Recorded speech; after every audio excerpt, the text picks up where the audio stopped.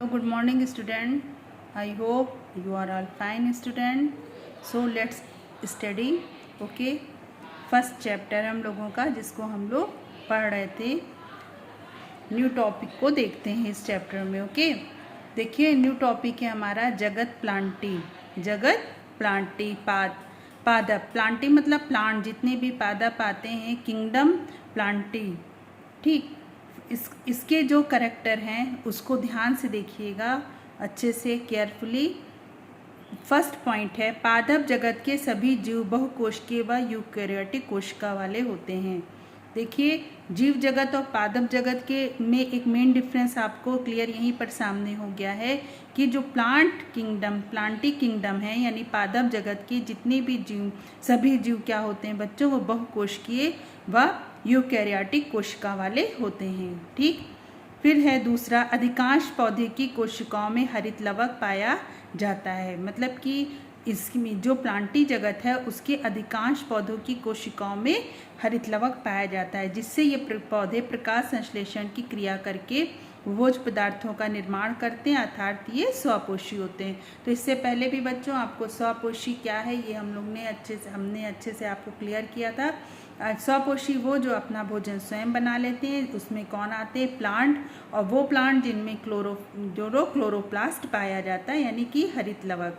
फिर third point है, इसमें सेलुलोज की बनी कोशिका भित्ति पाई जाती है. अब आपको एग्जाम्पल अगर लेना है तो क्या है, स्पाइरोगायरा जो एक एल्गी यानी शैवाल है, फ्यूनेरिया मास, फन, साइकस खजूर, नीम, धान इत्यादि, यानी इटिसी. ये सारे हमारे क्या है, प्लांटिंग किंगडम ऑफ प्लांटिंग.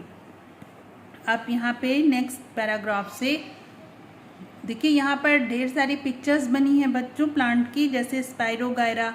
तो अभी स्पाइरोगायरा को आपने क्या कहा था, शैवाल, फ्यूनेरिया, मार्केशिया, फन, साइकस, नीम, नारियल, नागफनी, ये सारे क्या हैं, ये सब किंगडम प्लांटी हैं. नेक्स्ट पॉइंट से देखते हैं, नेक्स्ट पैराग्राफ से, विटेकर ने शैवाल को प्लांटी जगत में शामिल किया. अन्य पादपों की तरह शैवाल के शरीर में जड़, तना व पत्ती में विभेदन नहीं किया जा सकता. देखिए, ये शैवाल की एक जो आप जब देखते हैं प्लांट्स को तो आप उसमें क्या बनाते हैं, रूट, स्टेम, लीव, इस तरीके से क्रिएट बनाते हैं ना, डायग्राम या फिगर आप देखते हैं, या आप नेचुरल वे में अपने सामने किसी पौधे को देखते हैं तो उसमें आप क्या देखते हैं, उसमें जड़, तना, पत्ती, शाखाएं, फल, फूल इत्यादि सारी चीज़ों को आप देखते हैं. जड़, तना, पत्ती, फूल, ये सब देखते हैं ना. लेकिन आप क्या बोलते हैं, शैवाल जिसको नॉर्मल लैंग्वेज में क्या बोलते हैं बच्चों, काई. तो क्या काई में आप कभी देखते हैं कि काई की जड़ निकली है या पत्ती है या इसमें इस तरीके की शाखा है, इस तरह का कोई स्ट्रक्चर शैवाल में नहीं होता इनकी. इसीलिए, लेकिन इनमें क्लोरोफिल होता है, इसीलिए ये हरी दिखती है ना शैवाल काई. तो इनमें क्या हुआ कि विटेकर ने शैवाल को तो प्लांटी किंगडम में ले लिया, शामिल किया, लेकिन हर प्लांट की तरह शैवाल के शरीर में जड़, तना व पत्ती नहीं होती, या विभेदन आप उसको कभी भी नहीं बता सकते इसमें ये जड़ है, ये तना है या पत्ती है. बारिश के दिनों में आपने नदी व तालाब के किनारे व फर्श पर चमकदार हरी परत जमी हुई देखी होगी. ये बहुत ही शाइन करती है ना कहीं पर, देखिए एकदम, और जिसे हम स्थानीय भाषा में काई कहते हैं. वही हमारी जो समान लैंग्वेज क्या है, काई है, यही शैवाल है. ये सब आप लोग ने देखा होगा शैवाल, और बहुत चिकनी होती है ना, अगर कहीं पे अगर काई लगी हो तो आप अगर उस पर पैर रखिए तो एकदम फिसलने का भी डर रहता है, यानी उस पर एकदम चिकनी सी लगेगी, एकदम चमकदार सी. नेक्स्ट देखते हैं, फ्यूनेरिया यानी मार्स. इसका शरीर मुख्य रूप से पत्तियां तथा जड़ जैसी संरचना राइजोडस का बना होता है. यहाँ पे फ्यूनेरिया भी आपने इसमें देखा है ना, इसमें क्या होती है, इसका जो वो है वो किस में बना रहता है बच्चों, इसका है मुख्य रूप से पत्तियों में, जड़ में, और जैसी संरचनाएं इसमें पाई जाती हैं. जड़, अब देखिएगा, राइजोडाइस द्वारा जल व खनिज लवणों का अवशोषण किया जाता है, यानी कि जो जड़ जैसी संरचना है, जो राइजोडाइस है, इसके द्वारा जो लेता है वो जल व खनिज लवण जो हैं वो एब्जॉर्ब होते हैं। इस तरीके से पौधों को ब्रायोफाइट समूह में रखा गया है, यानी ब्रायोफाइट में इसको रखा गया है। किसको? फ्यूनेरिया को। इस समूह का उदाहरण रिक्सिया, मार्शिया भी आपने देखा था ना। यहाँ पर बच्चों 2 डायग्राम आपने अपने सामने देखे थे, मार्केशिया का और फ्यूनेरिया का, ठीक है ना। तो ये किस में रखा गया है? इस पौधों को ब्रायोफाइटा समूह में रखा गया है। और इसमें जड़ों पत्ती है ना, और देखिए जड़ जो है तो उस राइजोडाइस जो है वो क्या करती है, मिट्टी, मतलब कि जहाँ पर ये पौधा मिट्टी से रहता है वहाँ पे वो जल और वाटर एब्जॉर्ब करती है, साथ में मिनरल्स यानी खनिज लवण को भी एब्जॉर्ब करती है। नेक्स्ट पैराग्राफ से, फर्न एक अन्य प्रकार का पौधा है। फर्न क्या है? एक अन्य प्रकार का पौधा है जिसे आप अपने परिवेश में भी ढूंढने का प्रयास करें। जहां आप रह रहे हैं वहां पर फर्न जैसे पौधे को ढूंढने का प्रयास करें। ये टेरिडोफाइटा वर्ग का एक पौधा। अभी आपने ब्रायोफाइटा वर्ग के पौधों को देखा था ना, क्या क्या देखा था आपने? रिक्सिया, मार्शिया अभी आपने देखा। अब ये हमारा जो ये है टेरिडोफाइटा, ये किस वर्ग का पौधा है? ये हमारा जो फन है वो टेरिडोफाइटा वर्ग का पौधा है। इस वर्ग के अधिकांश पौधों में यानी पादपों में पुष्पीय पादपों की तरह ही शरीर का विभाजन होता है। इसमें भी शरीर का विभाजन होता है जड़, तना और पत्ती में, अर्थात इन पादपों का शरीर जड़, तना व पत्ती में विभाजित होता है तथा इनमें संवहन ऊतक भी पाया जाता है, परंतु इस वर्ग के पादप अपुष्पीय होते हैं, अतः ये बीज उत्पन्न नहीं कर सकते। मार्सिलिया इस समूह का एक अन्य उदाहरण है। अब यहाँ के देखिएगा कोई जो टेरिडोफाइटा वर्ग के पौधे हैं ये क्या होते हैं? इनका शरीर तो विभाजित होता है जड़, तना व पत्ती में, लेकिन और इनमें संवहन ऊतक भी पाया जाता है, लेकिन इस वर्ग के जो पादप हैं वो अपुष्पीय यानी कि इनमें फूल नहीं होते और ये बीज भी उत्पन्न नहीं कर पाते। जब फूल नहीं होते तो ये बीज भी उत्पन्न नहीं कर सकते, और मार्सिलिया ही इस समूह का एक अन्य उदाहरण है। तो बच्चों अभी आपने सबसे फर्स्ट अभी हम लोगों ने विटेकर ने शैवाल को, अगर आप जैसे ये ब्रायोफाइटा आपने पढ़ा, टेरिडोफाइटा वाला, तो शैवाल just like a Thallophyta. Thallophyta means यानी कि पूरी बॉडी इनकी एक एज ए थैला की तरह होती है ना, थैलस लाइक स्ट्रक्चर इनमें होता है, तो इनको क्या बोलते हैं? थैलोफाइटा।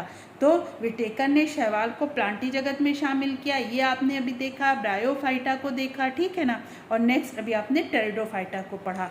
अब यहाँ पर देखिएगा आपकी नेक्स्ट पेज पर है, क्या आप जानते हैं अमर बेल जो है वो प्लांटी जगत का ही एक सदस्य। कहीं कहीं कुछ एक्सेप्शनल केस होते हैं जो आपके नॉलेज के लिए अंडर इसको एक उसमें दे दिया गया है। क्या आप जानते हैं ऐसे करके कि अमर बेल क्या है? एक प्लांटी जगत का एक सदस्य है। ये एक परजीवी पौधा, परजीवी आप सब जानते हैं बच्चों, जो खुद दूसरों से भोजन ले, वो क्या है? परजीवी है, जो दूसरे पौधों के तनों से लिपटा रहता है और इसमें पर्णहरिम नहीं पाया जाता, इसीलिए तो ये भोजन नहीं बना पाता, क्योंकि इसमें क्लोरोप्लास्ट नहीं पाया जाता, इसीलिए ये अपने भोजन को दूसरे पौधों से लेता है, उसके तनों से लिपट जाता है, ये दूसरे पौधों से अपना भोजन प्राप्त करता है। इसके लिए अमरबेल में विशेष प्रकार की जड़ें पाई जाती हैं जो अन्य पौधों से भोजन को अवशोषित करती हैं। यहाँ पर देखिएगा ये अमरबेल दिखा रहे हैं ना, ये देखिए ये दूसरे पौधे के तनों पे ये इस तरीके से लिपट के पूरा चढ़ जाता है, और क्या होता है कि इसके ऊपर इसमें जड़ें पाई जाती हैं जो अन्य पौधों से भोजन को एब्जॉर्ब करती रहती हैं। देखिए आपकी बुक में थोड़ा सा डायग्राम यहाँ पे पिक्चर में दिया हुआ है। अब आपने यहाँ पर यानी कि आपने प्लांटी जगत का करैक्टर देखा था ना, तो प्लांटी जगत के करैक्टर में आपने क्या देखा था कि जो प्लांटी जगत के सभी जीव बहुकोशिकीय और यूकैरियोटिक कोशिका वाले होते हैं। ये आपने देखा था ना कि प्लांटी जगत के सारे जीव क्या होते हैं? बहुकोशिकीय और यूकैरियोटिक कोशिका वाले होते हैं। इससे पहले आपने जगत मोनेरा में पढ़ा था कि इसमें एक कोशिकीय झिल्ली रहित केंद्रक यानी प्रोकैरियोटिक कोशिका वाले जीव आते हैं ना, तो एक डिफरेंस हुआ ना, यानी कि प्लांटी जगत के सारे जीव बहुकोशिकीय यूकैरियोटिक कोशिका वाले होते हैं और इसके पौधों में की अधिकांश पौधों में हरित लवक पाया जाता है, ये भी इसका मेन कैरेक्टर है। फिर इनकी जो कोशिका भित्ति है वो किसकी बनी होती है, वो सेलुलोज की बनी होती है। तो 2-3 पॉइंट को हम लोगों ने देखा था। उसके बाद हम लोगों ने शैवाल को पढ़ा, जैसे थैलोफाइटा, ब्रायोफाइटा और टेरिडोफाइटा को देखा। अब हम लोगों ने यहाँ पर देखा कि आप क्या जानते हैं इसको, अमरबेल क्या है। अमरबेल भी प्लांटी जगत में स्वपोषी तो नहीं है, ये तो परजीवी है। ये एक एक्सेप्शनल केस है। क्यों? क्योंकि अमरबेल में क्या होता है, क्लोरोप्लास्ट एब्सेंस होता है, जिसके absence of chloroplast they do not prepare own food. ठीक है ना, यानी कि ये जब इनमें क्लोरोप्लास्ट नहीं पाया जाता, इसीलिए ये अपना फूड को खुद प्रिपेयर नहीं कर सकते ये दूसरों से फूड को एब्जॉर्ब करते हैं अपनी जड़ों के द्वारा। एक है पादप जगत के वर्गीकरण का एक उदाहरण पुष्पीय पौधों के संदर्भ में। यानी देखिएगा, अब एक और आपका वर्गीकरण आपके सामने आया। अभी तक तो आप देख रहे थे, अब एक पुष्पीय पौधों, अभी अपुष्पीय आपने देखा ना, टेरिडोफाइटा भी अपुष्पीय पौधा था। तो यहाँ पर आप देखेंगे पादप जगत के वर्गीकरण का उदाहरण एक पुष्पीय पौधों में। पुष्पीय पौधों को भी 2 में डिवाइड किया गया। ऐसे पौधे जिनमें फ्लावर होते हों, ठीक है ना, ऐसे पौधे अभी तक आपने ऐसे पौधों को देखा जिसमें फ्लावर नहीं थे, लेकिन ऐसे पौधे जिनमें फ्लावर होते हों, जैसे बीज आवरण रहित है, आवरण रहित, बीज आवरण सहित। आवरण रहित का मतलब ऐसा बीज जिसके ऊपर कोई खोल ना हो, समझ लीजिए। आवरण का मतलब खोल ना हो, और ऐसा बीज जिसके ऊपर खोल हो, ठीक है ना। तो जिस बीज के ऊपर खोल नहीं है उसको क्या कह दिया, जिम्नोस्पर्म। क्या कह दिया गया, जिम्नोस्पर्म। यानी उसका एग्जाम्पल साइकस, ठीक है ना, उसका एग्जाम्पल क्या था, साइकस। अब एक ऐसा बीज जिसमें चारों ओर आवरण पाया जाता है उसको क्या कह दिया गया, एंजियोस्पर्म, यानी उसको खोल।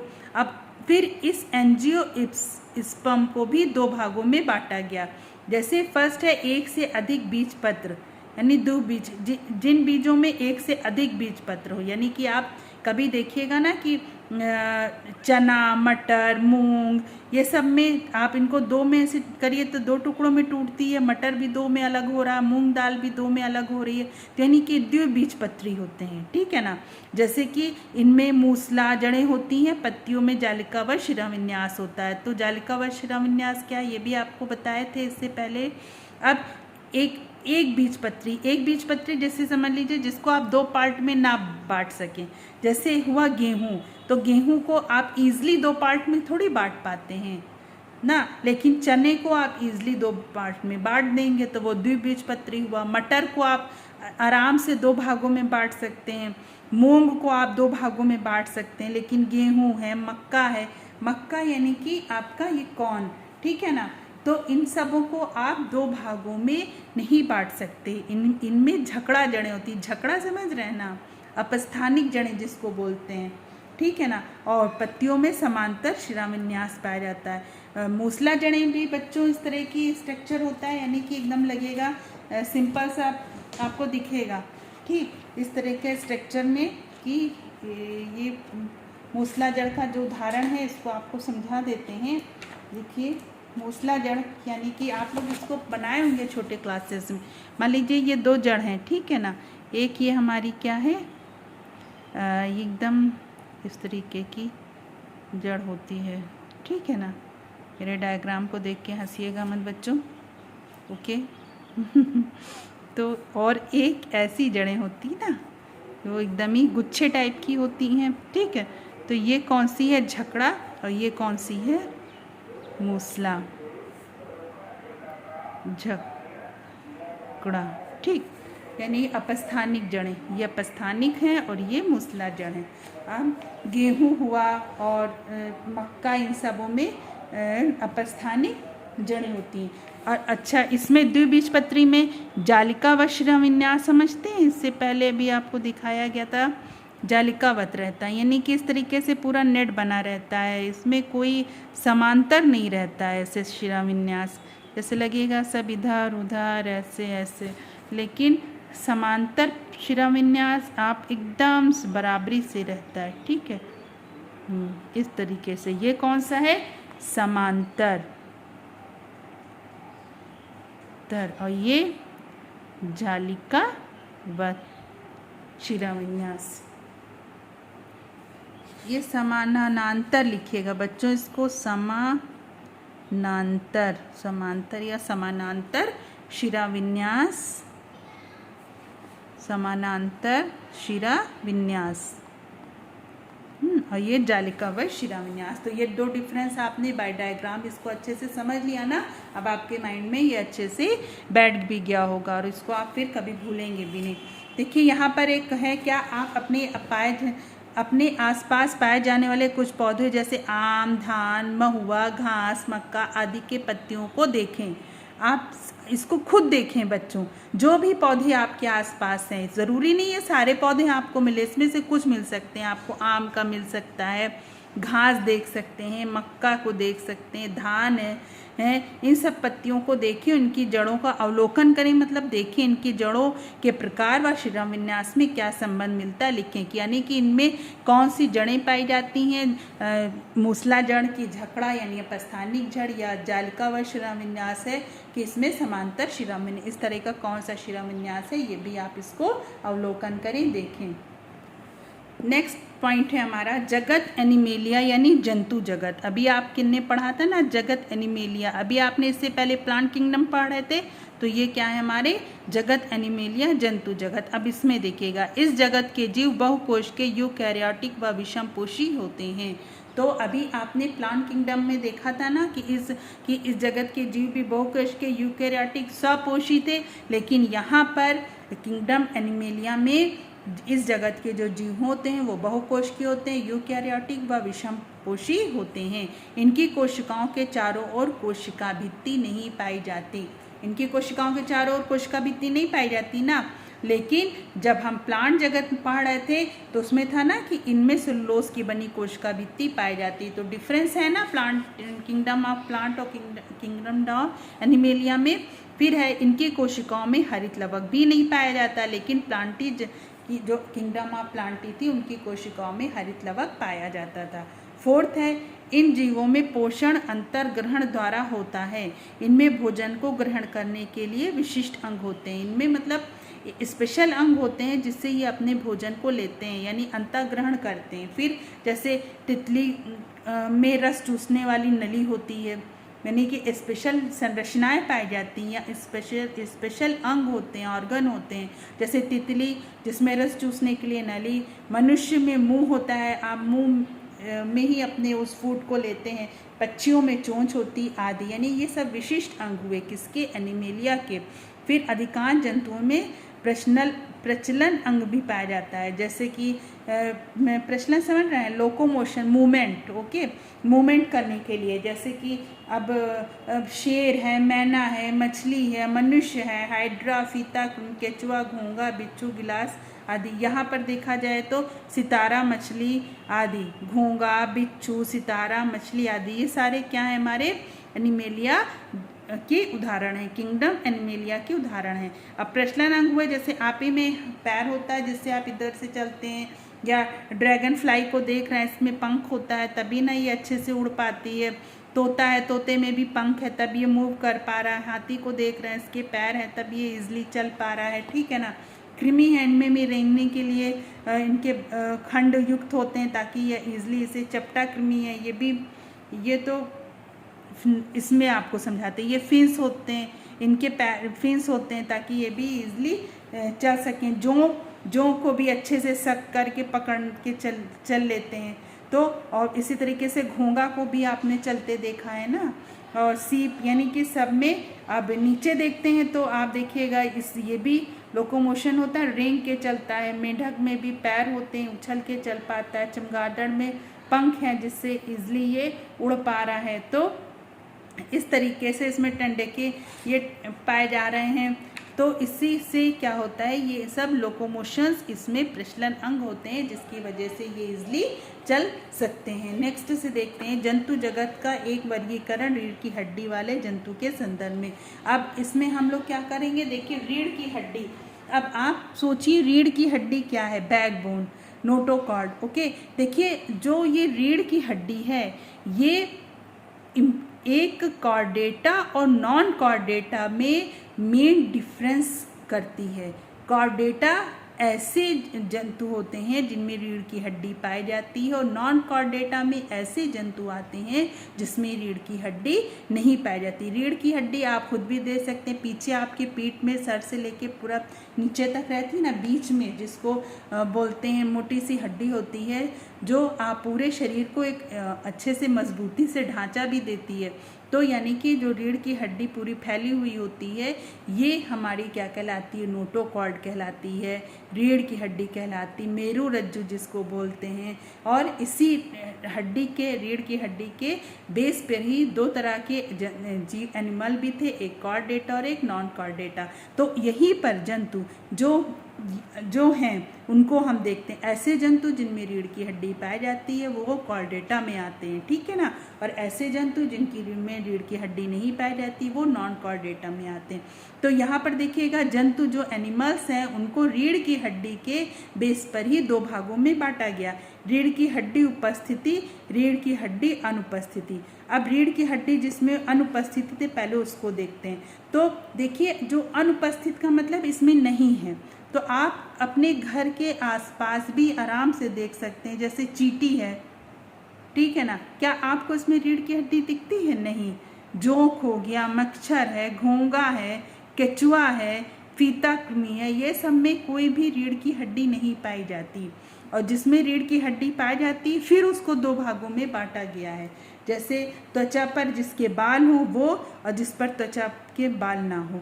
तो जिसके त्वचा पर बाल आते वो मेन सिर्फ एक उसमें आ रहा है स्तनधारी, जैसे मनुष्य, शेर, बिल्ली, गाय, चमगादड़ आदि स्तनधारी, यानी इन सबों की त्वचा पर क्या होगा, बाल पाया जाएगा। और जिसकी त्वचा पर बाल नहीं हो वो क्या क्या है, मत्स्य, उभयचर, सरीसृप और पक्षी। बहुत अच्छा डिफरेंस है बच्चों ये रीढ़ की हड्डी के आधार पर, इसको आप बहुत अच्छे से समझ सकते हैं। देखिए जंतु है उसको दो भागों में पहले बांट दिया गया, एक कॉर्डेटा, एक नॉन कॉर्डेटा। कॉर्डेटा जिसमें रीढ़ की हड्डी पाई जा रही हो, नॉन कॉर्डेटा जिसमें रीढ़ की हड्डी नहीं पाई जा रही। तो रीढ़ की हड्डी नहीं पाई जाती जैसे केचुआ, मच्छर, चींटी, ये सारे एकदम। और जहाँ रीढ़ की हड्डी जिसमें पाई जाती हो उसको फिर से बांटा गया, रीढ़ यानी कि उसको दो भागों में फिर से उस एनिमल्स को बांट दिया गया। ऐसे एनिमल जिनके शरीर पर यानी कि पूरे बॉडी पर, त्वचा पर बाल पाए जाते हों, और ऐसे जंतु जिनकी त्वचा पर बाल नहीं होते। तो आप देख सकते हैं कुत्ता के हो गया, मनुष्य है, शेर है, बिल्ली है, गाय है, चमगादड़, सबकी त्वचा पर बाल। अब आप सोचते होंगे मनुष्य के त्वचा पर बाल होते हैं, देखिए सर पे और हमारी पूरी त्वचा पे, हाथ पैर में हल्के हल्के पूरे रोए होते हैं ना, तो वही है मनुष्य की त्वचा पर बाल होते हैं। फिर एक दूसरा है मत्स्य। और अब आप मैं आपको एक और नॉलेज दे दूं बच्चों, जो रीढ़ की हड्डी है, फॉर्मेशन ऑफ नोटोकॉर्ड कहाँ से शुरू हुआ है। आप लोग मछली, फिश देखे हैं ना, जब आप लोग फिश को इडेबल करते हैं, खाते हैं, तो देखिए उसमें बीच में एक मोटी सी हड्डी निकलती है ना, इस तरीके की कांटे जैसी होती है, देखिए ऐसे इस तरह की हड्डी होती है ना, ऐसे मोटी सी रहती है, और उसके चारों ओर आपको ऐसे एकदम ऐसे दिखता है ना, आप बोलते हैं ये बीच का कांटा है। तो यही है फॉर्मेशन ऑफ नोटोकॉर्ड, यहीं से स्टार्ट हुआ है, मतलब कि रीढ़ की हड्डी बनना यहीं से स्टार्ट हुई है, फिश से, मत्स्य से, ठीक है ना। जो फिर आप देखिएगा अब मछली है, ठीक है ना, मछली से मान लीजिए नोटोकॉर्ड बनी, मत्स्य में जो फिश आते हैं।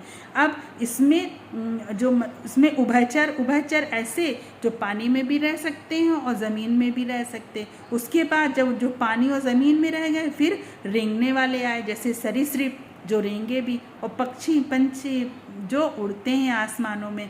तो अब फिर इनको देखिए जो त्वचा पर बाल नहीं थे उनको फिर दो भागों में बांट दिया गया, जिनके शरीर पर पंख हैं, जिनके शरीर पर पंख नहीं है। तो जिनके शरीर पर पंख है वो नॉर्मल पक्षी में आ गया, जैसे मैना, तोता, कौवा, मुर्गी, ये सब पंख वाले एनिमल हैं। और जिनके शरीर पर पंख नहीं है वो मत्स्य, उभयचर, सरीसृप में आ गया। अब मत्स्य में मछली आ जाती, उभयचर में मेढक है, सरीसृप में रेंगने वाले जैसे छिपकली, सांप, केचुआ, कछुआ, ये सब किस में आया, सरीसृप में आया। तो फिर से बच्चों इसको दो में बांटा गया, एक तो त्वचा जिनकी नमी युक्त थी उसमें, और नमी युक्त त्वचा का जिसमें नमी युक्त त्वचा नहीं पाई जाती है। तो नमी युक्त त्वचा थी तो आप आराम से इसमें लाएंगे कि ये भी, इसमें भी नमी है, ये भी, क्योंकि ये भी पानी में रहता है, ये भी पानी में, और ये तो रेंगने वाला है, यानी कि इसकी त्वचा में नमी का अभाव होगा। तो जो जिस पे त्वचा नमी युक्त थी उसमें कौन आ गया, मत्स्य और उभयचर, और जिसकी नमी युक्त त्वचा का अभाव था उसमें सरीसृप आ गया। बहुत इजी है बच्चों, आप आराम से इसको आप लोग दिमाग में रख सकते हैं। अब मत्स्य और उभयचर को भी क्या डिवाइड किया जा सकता है। हाँ देखिए, मछलियों का मेन कैरेक्टर होता है, इनके शरीर पर शल्क पाए जाते हैं ना, आप लोग देखते हैं ना, उनके शरीर पर एकदम पैसे लाइक स्ट्रक्चर होता है, अच्छा सा कुछ शाइनी जैसा करता है, वो शल्क होता है। उसको अक्सर लोग पूरा से साफ भी करते हैं ना, तो वो शल्क है। तो उस शल्क में आप देखिए, मत्स्य में रोहू, कतला, फिश को देखिए, इनके सबकी शरीर पर शल्क है। और जिनके शरीर पर शल्क नहीं है, उभयचर, मेंढक और टोड, या मेंढक के शरीर पर शल्क तो नहीं दिखता है, वो उसकी बॉडी, इसकी त्वचा जो है वो शल्क उसमें नहीं पाया जाता। तो ये पूरा आपका बच्चों अच्छे से यहाँ तक आप लोग ने समझा, यानी जंतु जगत का वर्गीकरण है। नेक्स्ट पे हम लोग आते हैं। देखिए, इसमें है कि मत्स्य व स्तनधारियों में प्रमुख अंतर लिखें। अब इसका बहुत अच्छा अंतर आप लिख सकते हैं कि मत्स्य और स्तनधारी, तो मत्स्य की त्वचा, मत्स्य जंतु के जो हैं इनका प्रमुख अंतर ये है कि इन जंतुओं की त्वचा नमी युक्त होती है और स्तनधारी जंतु की त्वचा में नमी का अभाव होता है। तो इसको आप होमवर्क में करके सेंड कर दीजिएगा, मैंने यहाँ पर आपको बता भी दिया है।